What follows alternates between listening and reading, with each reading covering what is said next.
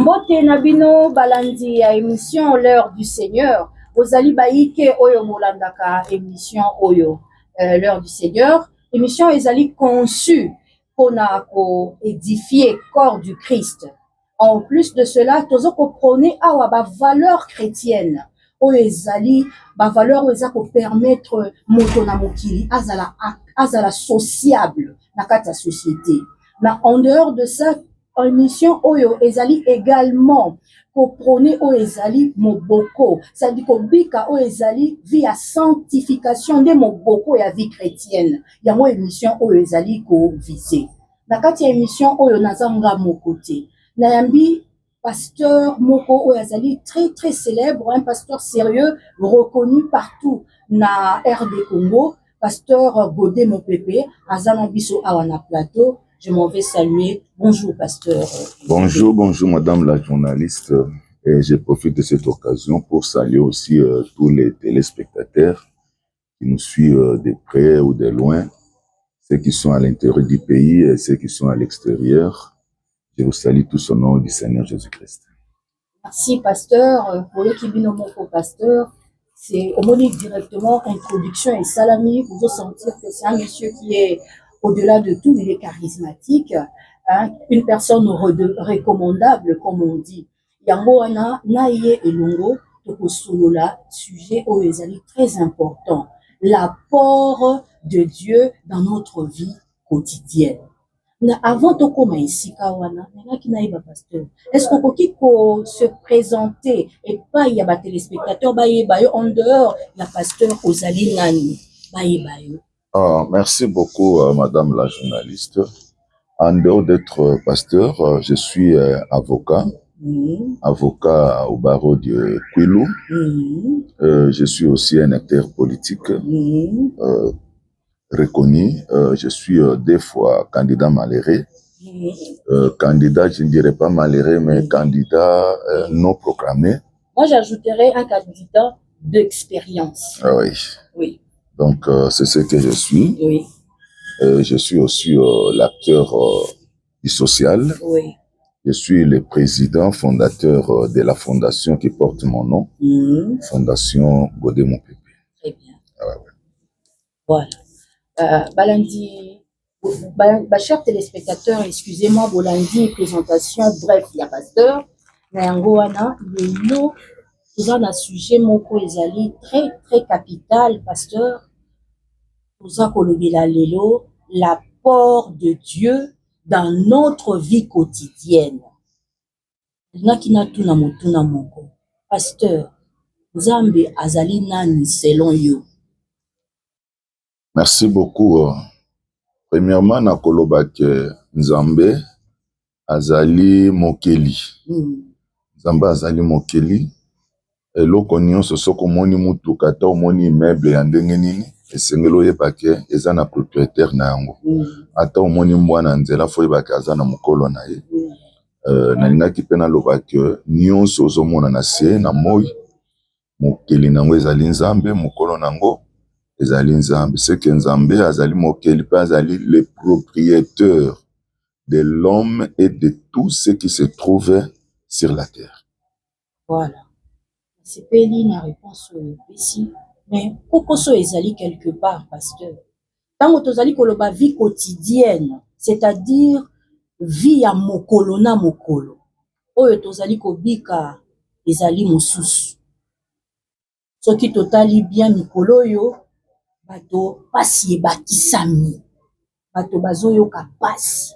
Yo lobi Nzambe azali Nzambe ya nyonso, na biloko, na biso bato. Mais lelo, nous allons précisément na ville ya Kinshasa, partout na Congo, pasi ezali. Pourquoi pas dans le monde, parce que tout le monde gémit. Nzambe wana azomona to azomona te. Merci beaucoup, madame la journaliste. Pe balandi nyonso bazali ko landa ngai. Na kanisi ezali moko ya malakisi o nazali nango na kati l'église. Nazali ko lobela sur la délivrance pour un nouveau départ.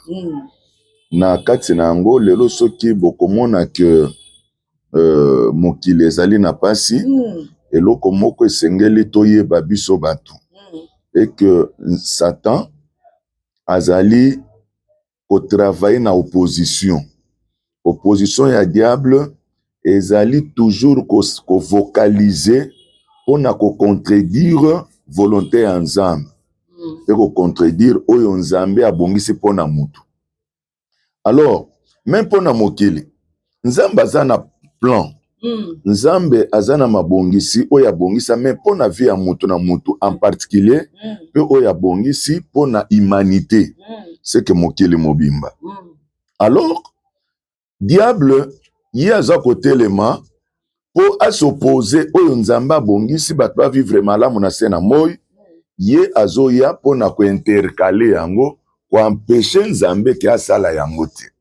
Alors, maintenant, biso ba fandi ya mokili, c'est nous qui donne maintenant l'accès au diable. Parce que oyo Nzambe azokana ko sala pona vie na yo, c'est que pour que eloko ane salema te, comment le diable travaille? Le diable travaille de manière que amener mutu, amener humanité na désobéissance ya Nzambe. Yango komona même na jardin d'Eden.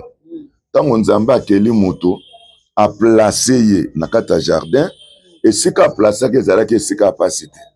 Ezalaki esika moni au côté, ezalaki esika te mutu akufa, mutu amona pasi. Mona ke Satan ye tango asepeli te. Amoni ke mutu esika Nzambe a placé ye, mutu akozala nesengo, mutu akokelele eloko te. Ye po a s'opposer na plan ya Nzambe, il a amené l'homme dans la désobéissance. Parce que na vie ya mutu ezoya na nzela ya désobéissance ya parole. Na nzela tango mutu azubo moyene eza na maboko ya Satan. C'est que tango mutu azoya epai na Christ pour restaurer ye, la première des choses à restaurer financièrement te, à restaurer ye matériellement te. Na kati yote pasteur, est-ce que yebi ke mikolo batu bazokende na banda kwa nganga ya bino ezoko umela? Na yebi mama moko, un cher téléspectateur, awa ezali pembe na pembe, vérité de vérité, histoire vraie. Mama wana akende epa ba pasteur, mwana na ya belaka problème ya poumon, ya pema. Azalaki komela mingi badiamba pasteur. Mwana na ye akei epa ba pasteur, azalaki ko cracher ko pema te. Mwana wana azalaki mo Christu. Tango mwana na ye abeli bongo akepa ya pasteur, pasteur akoki te. Wana nazoyebisa bino mama wana avandaka na avenue na ngai eza télévision, moyena pesa ba détail nyonso eza te, mais loko nazoloba Dieu m'est témoin, nazoloba solo. Mama wana tango abelisi mwana na ye ya mobali ya liboso, azoka kopema te, mama wana akokaki mwana na ye akokaki kokufa. Mama wana azwi décision ya kokende na bandako balobaka ke Nzambe pe asalaka na ndenge mosusu. Balobaki te ke ezalaki nganga, abi mama moko asalisaka. Mama wana asalisi mwana ya mama wana aspecie mwa babengaka ngoni batizane banini, mwana wana ti lelo ngai namonaka ye azali bana oyo basalaka ba moto, lelo mwana wana azongela nzela ya moto. Mosala Nzambe akoka likambo wana te. Mama wana kima église oyo azalaki nango bakoma koloba na yo kima église alobi nga nakendaki bino bobikisaki mwana na ngai te. Okoki koloba nini? Po ba mama mosusu babimi balobi juste tisane. Est-ce que tisane eza lisumu opesi mutu abiki? Objectif eza mutu ayoka malamu. Wana siko pasteur ko koloba nini? Bon, lelo Yesu soko yepa ya Jésus oye na ngana sambela. Si je prie, celui qui guérit, c'est le Seigneur. Yesu mutabi kisaka. Yesu akoko bikisa mutu sur place. Au moment que Jésus eza na mutu mususu ya simbi na miso alobi ke mona mususu ya ebise ke sokola mai nelongi kende ko kende zo kende na nzela amoni. C'est que eza na akoko bikisa sur place, eza na mususu akoko bikisa ye 3 mois après akoko bikisa mususu 1 mois après mususu akoko bikisa ye 1 semaine après. Et ça peut la prière mususu Jésus ese asali que guérison, parce que tant que là miracle, prodige, la guérison, ce sont 3 choses qui sont différentes. Et ça li bilo pesa ya OK. C'est que guérison, tant que la guérison, mutako ya na pota, bazo sambela ye, ezo kende malembe ko sala nini kosila. Tout justement bazo sabino nzambe na bino aumelaka. Omoni batan wana oyo ezozwa wana. Mais ailleurs et ça la maka sika sikoyo. C'est que bato wana baza na Jésus mususu aza puissant que ngambo ya basali mususu ya nzambe kaka lelo. Non. Ba témoignage c'est sur les pasteurs. Non. Andimako papa. Non. Moi je suis témoignage. Dans un monde de délivrance. Dans un monde ce qui est lelo ezana eloko nzambe apesanga lokola likabo. Nazali na domaine ya délivrance, nazali na domaine ya puissance. Nazali na domaine ya guérison miracle. Nazali na monde wana. C'est que nazwaka baka. Il y a des cas que moi je reçois, des cas difficiles. Très bien. Très difficiles. Oyo ke batamboli na mutu bakene bipai na bipai. Baye na ye que mutu abiki.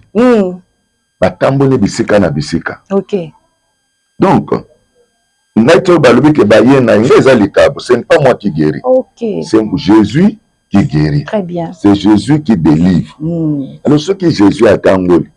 Jésus a salelaka moto na moto par rapport à ndenge bonzambe na ye esepeli ndenge alingi. Na moto akobikisa ye peka lelo to sambeli moto abiki. To sambela pe moto muso a continue maladie ti 1 mois après pas il est guéri. Oui. Et c'est que les gens doivent savoir que Satan a créé l'autre côté, a sala que l'autre côté. Il y a imita kaka nzambe na biso. Donc mutazo biso ke yakana mulanga mai. Botemi musika nga na bondeli pona mai na boke ko sala ngo miracle. Ko sala miracle na bafi na bino. Olobi que no ezaka ka nzambe. Mais non, vous devrez savoir. Le loko mona na monde à ténèbres. Ezaka nzete ya pamba. Non ezaka ka mbuma ya pamba. Noko kende na monde à ténèbres moto la kiso poso nguba. Poso nguba biso na avion na pumbwa nango. Yango. Donc il y a des histoires que vous voyez moto ya biso ka ke moi mbuma okaka nzambe moto akela kya. Biso à ce que moi je sais. Guérison, miracle en nzambe. Elekela kananzela ya eloko te. Ça passe à travers de la prière, à travers de la parole. Nga lelo, nga na salaka, soki na ye na église lelo ebso ke na bimisa bana o babotami na ministère nanga, bana bazalaki mama azalaki stérile, mutu azalaki na problème tele, mutu azalaki na problème tele na biki na tanda bango, ekozala scandale. Parce que c'est un grand nombre. Na zolo bayango, naza ezali radio te eza télévision. Très bien. Nazali église ezali juste na Bibwa na commune na Nzele. On peut en profiter au peut s'appeler numéro mbala moko. Qui au commune na station totale Skakine marché ezali. Au commune na ezali esika ba tie moi makadam moko na bandako batongi en étage. Très bien. Juste na sima nango sur une église Beth Shalom. Pasteur Godé Mopepe.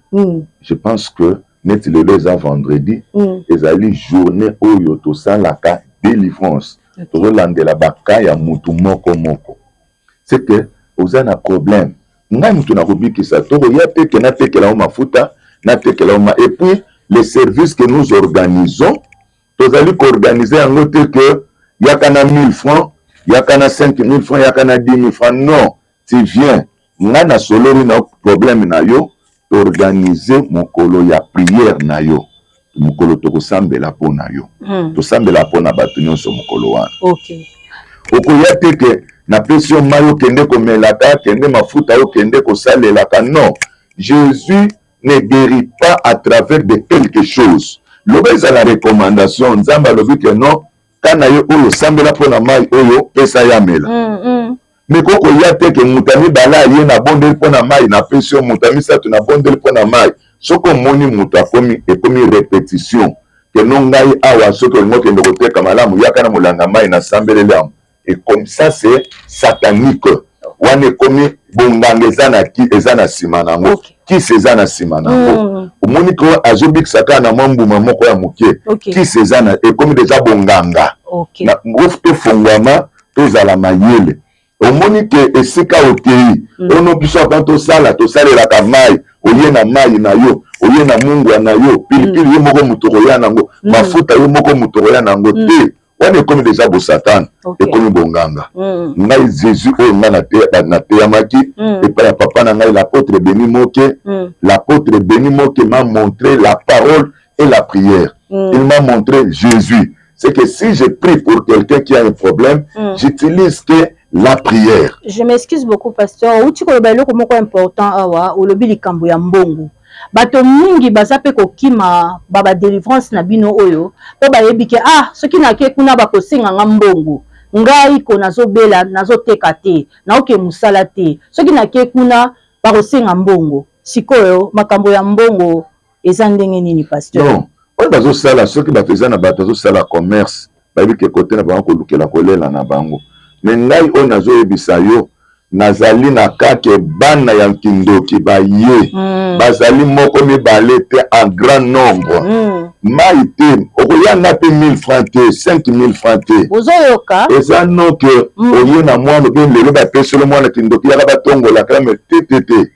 La délivrance c'est à travers de la prière au nom de Jésus-Christ. OK. Eza ya mbongo te, ezali en échange te. Yango na pesi adresse poko kozwa numéro. O mwana zana kindoki, mwana ba bebisi mwana. O non nazana problème ya stérilité, nazana problème ya boy.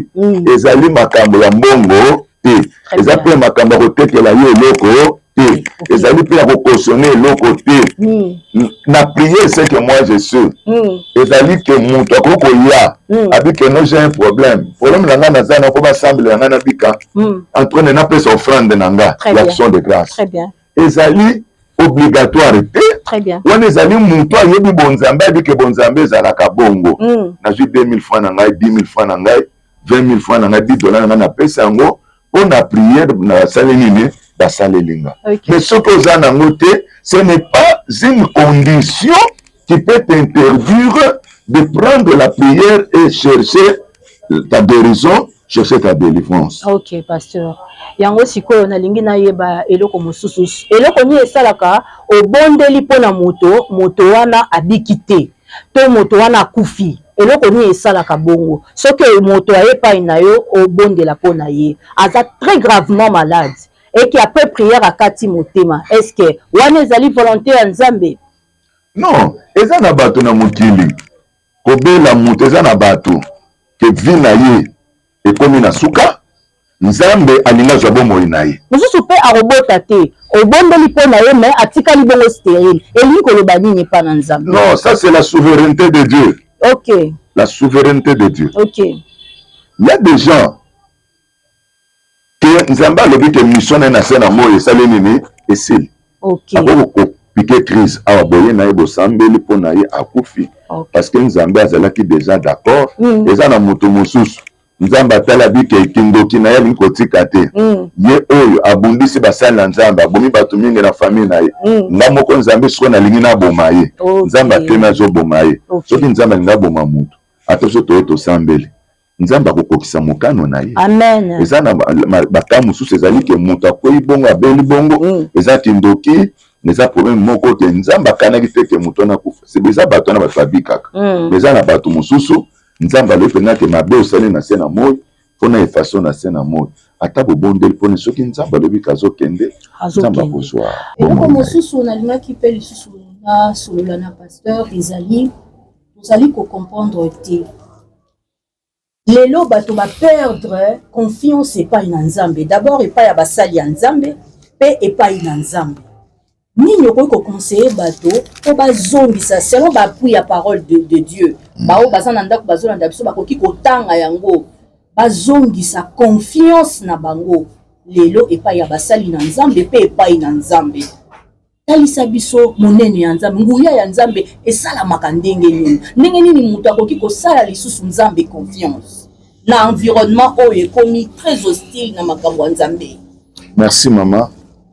Madame la journaliste, on a limina yebisa église corps de Christ, nenate à église Nanzambe, ezali koloba boy.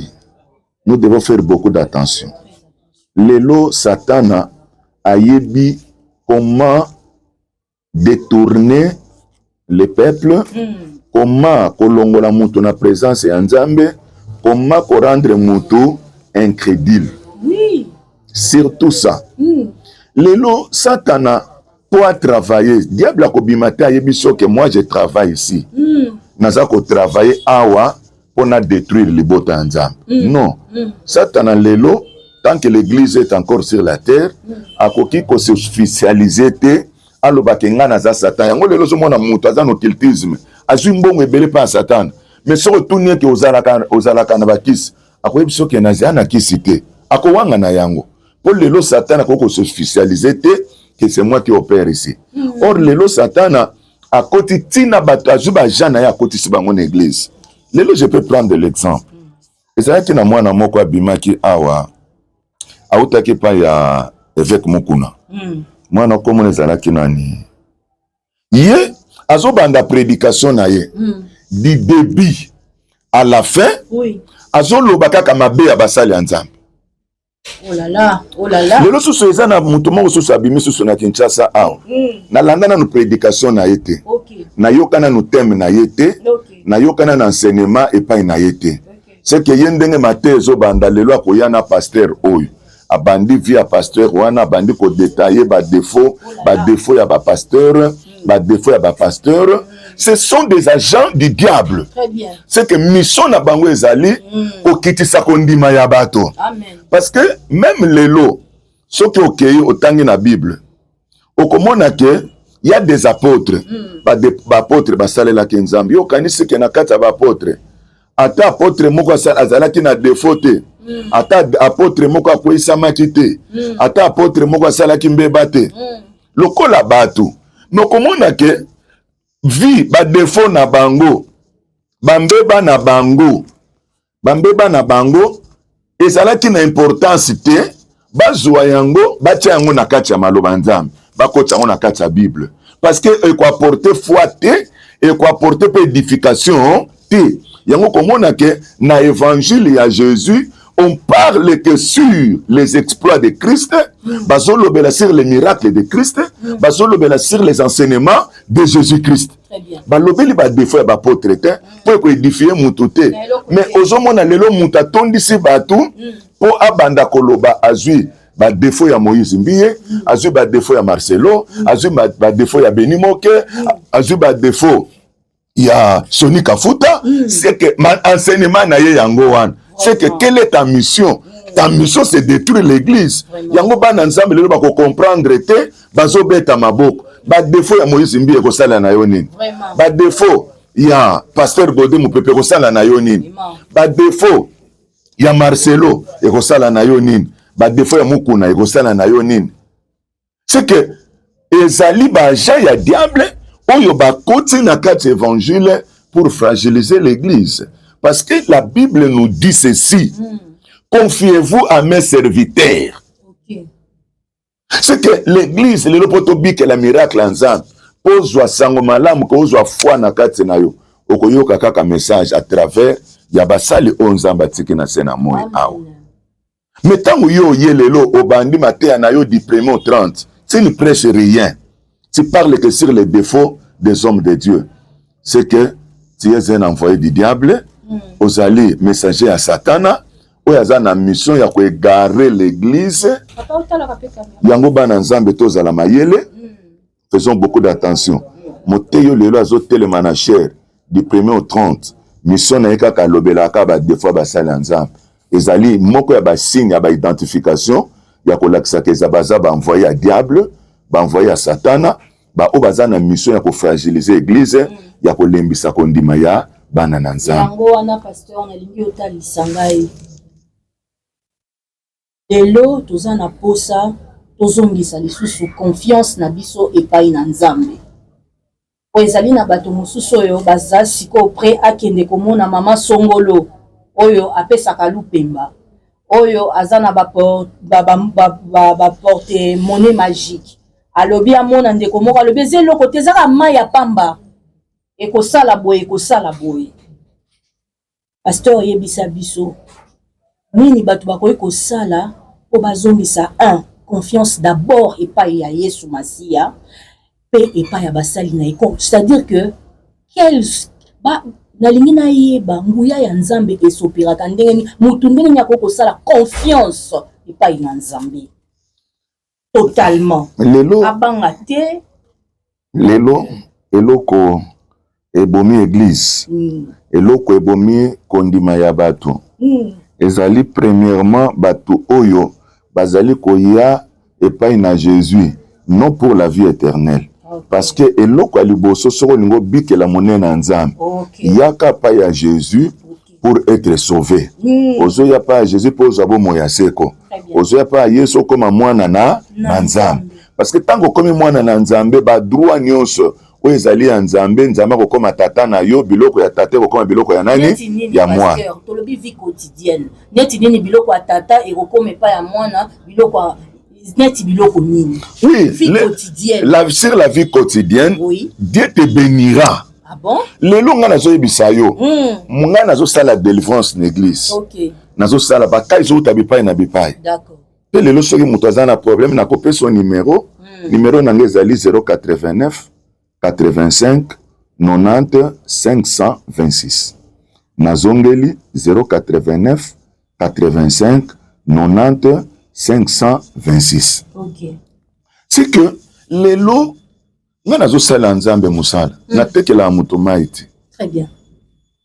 Lelo ce qui mutoye que na ye délivrance na problème. Je n'exige rien que muto va mon ngai non pour mon pasteur faut osomba fiche à 5000. Osomba fiche à 10000 na sala ngo nanuti. Po ba sambelela yo bongo faut somba linzanza miliki osomba sachet à sucre na sala yango nanuti. OK. Eza peut-être que na vandi na tei na dimanche na église batoni ba kena bike no apo bo kende boya ko simba sapato na ngabo pesa $10. Je l'ai jamais fait. OK. Na sala yango bongo te na tekela bato eloko te. OK. Mais na tambola makolo te. OK. Na lala kanzala te. Bozoyo kabana nzambe. Na sanga ke lamba ko lata te. OK. Mais na sala muto escroquerie te. Est-ce possible, pasteur? C'est ce que moi je vous dis. Vie quotidienne. Sur la vie quotidienne. Kolia ya malamu. Kolia ya malamu nzamba pesaka yango. Kolata ya malamu. Nzamba pesaka. Voiture. Oui, Dieu donne ça. Mariage. Dieu donne tout ça. Vie quotidienne. Oui. Olala nzalate. Olala nzalate. C'est dans la Bible. Et comment mi wapi ke olala nzalate? Non, Jésus a lobby. Ouais. Venez à moi vous tous qui êtes chargés. Oui. Moi, je vous donnerai du repos. OK. C'est que mon toit a chargé, pas c'est l'équipe. Il faut y a pas à Jésus. Jésus appelle ça repos. Tant que il y a pas à Jésus, pas ces batoiseaux mon a pas mis ça pas ces années. Azo y a pas à Jésus non pour Jésus comme papa na yé. OK. Azo y en charge. OK. Mais azo y a que na yé pas à Jésus pour Jésus appelle ça ngambongo. Oh. Donc pas c'est aux anango est-ce que tu as comprendre te ezali aux ba parcelle voisine. OK. Abiki papa wana na ndako na ye kuna azana bozu ebele. Na ndako na kuna balala anzala te. OK. Mais mutalobi ke non ngape na kotsika na lupango wana nazo apé loko akolia. Ça c'est bien dit. Na si soko keka kolie. OK. Okozwa kaka peut-être moi kwanga moi fufu ba pesi yo. Mais biloko eza ya ndako wana moi bénéficier nango exact. Donc ezali ndenge bato bazoya en Christ lelo, ndenge bato ebele bayaka en Christ. Boya so futela kangar yaka pa na biso awa okozwa ndako ya 3 chambres salon dans 3 mois. Muto ayo na tanga bizela kaka 3 mois pesa na $100 pesa na no boy dans peu de temps okozwa. Oh biso tokoko te ya bongo te. Biso tozali ko ya pa ya Jésus o Yesu comme Seigneur, Jésus comme sauveur na yo, Yesu vanda na bomoyi na yo. Ce qui Jésus a vendu na bomoyi na yo parce que souci à Christ et à liboso c'est notre salut. Amen. Yango na Matthieu zoloba lobi que cherchez premièrement le royaume de cieux et sa justice et tout vous sera donné au-dessus. Amen. C'est que mbongo kolia ezali koya sima muto azui vie éternelle muto azali sauvé c'est alors que biloko ane koya na bomoyi na yo. Mais batulelo bazoya na église baye pa ya Jésus te baye nde na église parce que na église wana pasteur soko kei kuna pasteur na nzela na ye akopesa yo mbongo lokola bambikudi lokola bambikudi oui. Or la christianisme eza bonganga ya nzambe eza bonganga ya bato te, bonganga ya satana te. Bonganga ya nzambe premièrement c'est le salut de l'âme. Muto yepa na Yesu fozwa nanu sali nanu ya âme nde biloko wana mususu nyonso ekolandisama na nzela ya sali. Salut ya âme bazwaka ngo ndenge nini? Salut ya âme ezali premièrement ko recevoir Jésus. Soko yambi Yesu. Bayambaka Yesu na koyoka liloba na Nzambe. Oyoki liloba na Nzambe. Soko oyoki liloba na Nzambe, mutu andimi yango, andimi koyamba Yesu, a confesser na munoko neke a partir à lelonga na ndimi na yamba Yesu na bomoi nanga. Soka yambi Jésus. Jésus akotike na balabala tendenga yambi ye. Akozwaye akokota ye na kati église. Dans l'église, c'est pour sa formation. Ayoka maloba Nzambe bate aye, aye ba musala mwana Nzambe vivaka via Christ ndenge nini. C'est qu'à travers l'enseignement, à travers l'évangile, mutu avant de nakata makola Christ a changé vie, a vie ne comme transformé. Vie azalaki nango à travers ya parole, à travers ya Jésus o ayambi, ndako longola mabe nakati na ye. Yango Bible zo même soke soki mutu akomi nakati na Kristo, akomi ekelamu asika, makambo nyonso ya kala eleki, pe makambo nyonso ekomi makambo ya sika. Donc c'est ça la vie chrétienne. De temps mutu avandi na kati évangile, mutu abandi vie na ye bandi ko se transformer, bandi ko se transformer. Jésus abandi ko utiliser ye. Akoti ko salela Nzambe, akoti sikoyo ko tambola selon la pensée de Dieu. C'est que mutu akoti sikoyo na processus ya sali ya ame na ye. Nde sikoyo tango mutu azui sali biloko ya papa mazalaki nango na mokili elongwe. Mutu se rassurer que sikonga na komi mwana na Nzambe. Alors sikoyo mbongo eza tata na yo komona sikoyo abandi ko pesa ina mayele parce que eloko ya mutu ya nano na bomo ya mutu eza ko pesa mutu mbongo te.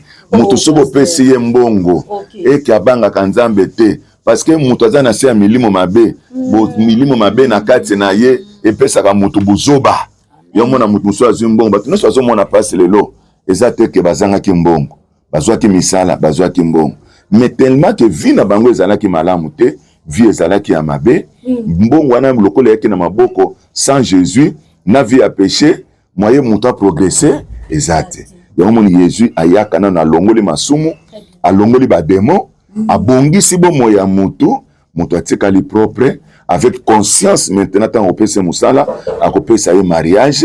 C'est que biloko ene zo ya nation. Pour ce que ye liboso, mutu na vie ya mabe ako gérer mariage te, ako gérer mbongo te, ako gérer musala te, yango moni que Jésus abandonné na kopesa mbongo te, abandonné na sali ya âme. Ce qui mutu aza sauvé mutu abik. Yango ce que ata mutu akoti na église, o moni que obika na onano te, ko s'attendre na bénédiction ya Christ te. Christ akoko bénir yo te dans l'impureté, dans le mal. Qui a bénir yo, ako bénir yo te, ye fa se rassurer que tu es sauvé. So vous a sauvé de rouler en bouma. Mais ça prendra combien du temps comme ça? Non, le salut de l'homme. Soutan azoya boye, akokisi déjà ba 45 à balati. Aye, tant pasteur azo assuré, pour assurer makasi hein, na mpoto boza ora ba psychologue.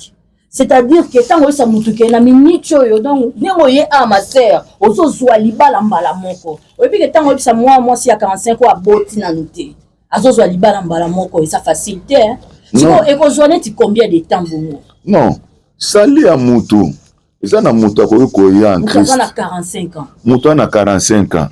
Tout d'abord, c'est que le diable déjà a détourné de la destinée naïe. C'est que comme c'est comme moment il y a récupération. Oui. C'est comme 3 ans 5 ans. Hein? Mais non, tu as passé déjà 45 ans. Aux yeux de l'autre côté. Sikoyo, ah oui, comme sikoyo temps. Faut pas préparer yo.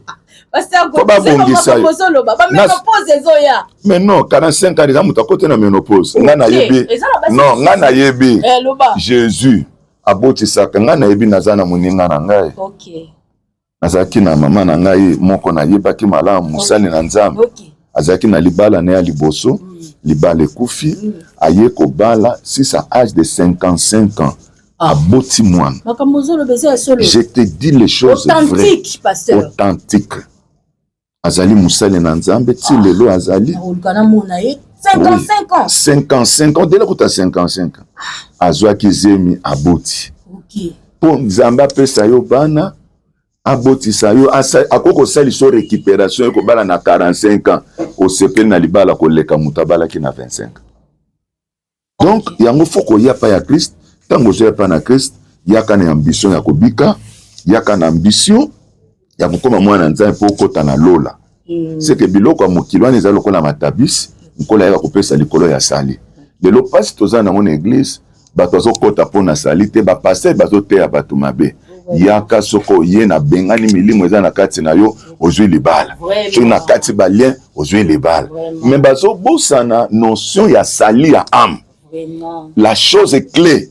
Et loko Jésus a tikela ki lo la kiti na mabele. Ba bomi loko la nyama. Na miso ya mama na ye mwana ya muke ya 30 ans. Bazo sa selon mwana na ikulusu na miso ya bato. Jésus a accepté une mort de la honte. C'est à cause du salut de l'âme. C'est que lelo to négliger salité to luka biloko ya mokili. Soko luki biloko ya mokili pa na nzambe, obosani ko luka sali. Tu vas perdre ton temps de perdre qui on a mokili. Aux anakati église au perdre temps et belé. Aux anakati église au luki salité. Aux continuer na kati église na kindoko aux location ba ton église. Aux nakati église aux continuer ko sala mabe. Donc ça te sera difficile pour vivre la bénédiction de Dieu et pour avoir la vie quotidienne de tous les jours comme il faut auprès de Dieu. Vraiment. Pasteur Godet a symboli makambo yango vraiment malamu mais donc c'est-à-dire au Sakakato continuer émission tellement il a bien parlé tout sepeli makasi même biso ba kitozana na bandako mais ezali wa benga kaka ezali lokola to bandele pasteur na moni makambo ngo nyonso bimisité to comme déjà na suka ya émission na biso nini oyo kuba na nzambe bakoki ko retenir parce que o ezali juste introduction na yebi que ma partie remise, c'est-à-dire que tu as la sous ce sujet, on a moni bato balandi biso vraiment ébélé. Bakoki ko retenir nini? Oyo bakoki ko retenir ezali que ya mutako sayote. Nganga sala mutelo ote. Nganga so apesi mbongo. Apesi mbongo mais a détruire vie na yo, apesi bana kizengi na mokili. Nganga koko pesa yo mbongo, apesi yo parfois pour na délai à 10 ans. Après 10 ans, au perdre bon moyen yo.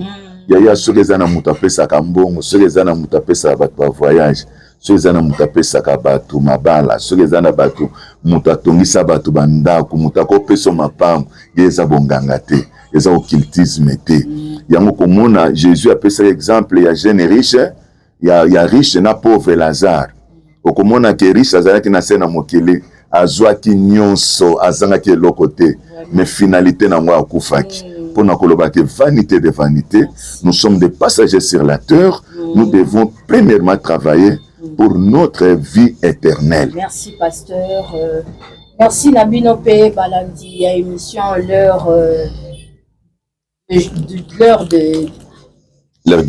du Seigneur. Merci Nabino Balandi. Vous avez qui baiki Bolandi biso, to comme na suka ya émission na biso.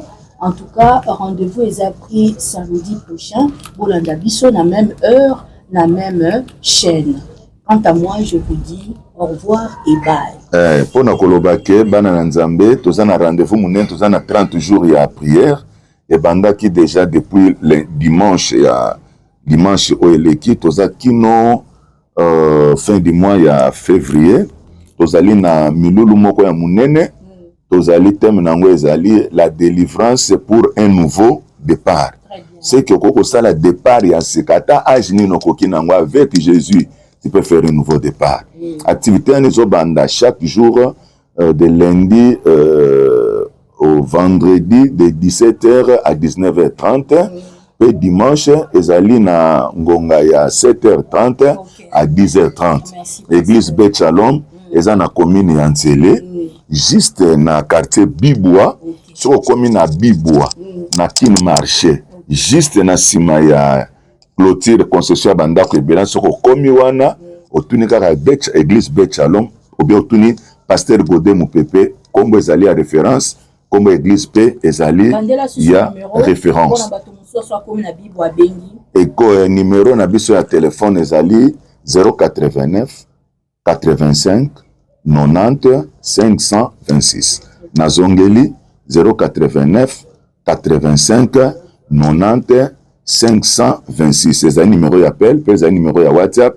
Numéro de WhatsApp, on a ce qu'on bengi yango, ezalaka ya kofongwama du 1er au 30. Ata bengi yango na 1h, na 2h du matin, 3h du matin, WhatsApp wana ezalaka toujours ouvert. En tout cas, nous vous souhaitons vraiment une bonne soirée, nous et un bon week-end. Toutes les bonnes choses du monde au nom de Jésus-Christ de Nazareth. Ok, Amen, bye. bye.